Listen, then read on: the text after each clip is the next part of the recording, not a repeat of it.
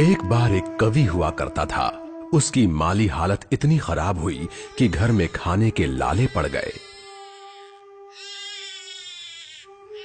इसी कारण उसने महल में जाकर राजा से मदद मांगने का फैसला किया।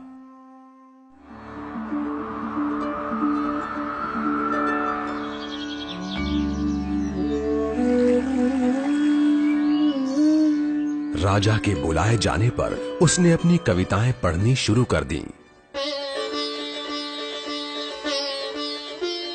वाह वाह वाह वाह वाह वाह। राजा बहुत प्रसन्न हुआ और उसने कवि से अपना इनाम मांगने के लिए कहा। कवि ने मोहरों से सजे शतरंज की ओर इशारा करते हुए कहा, महाराज, अगर आप पहले खाने में चावल का एक दाना रखें और हर खाने के लिए उसे दुगना करते जाएं, तो मैं समझूंगा मुझे मेरा इनाम मिल गया। बस इतना ही? राजा ने पूछा। सिर्फ चावल का एक दाना और सोना नहीं? जी हाँ महाराज। तो फिर ऐसा ही हो। दरबारियों ने चावल के दाने रखने शुरू कर दिए।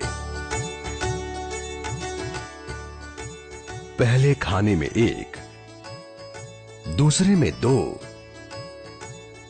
तीसरे में 4, चौथे में 8। इस तरह वो रखते गए। जब 10वें खाने में चावल रखने की बारी आई तो उन्हें चावल के 512 दाने रखने पड़े। 20वें खाने तक संख्या बढ़कर 5,24,288 हो गई।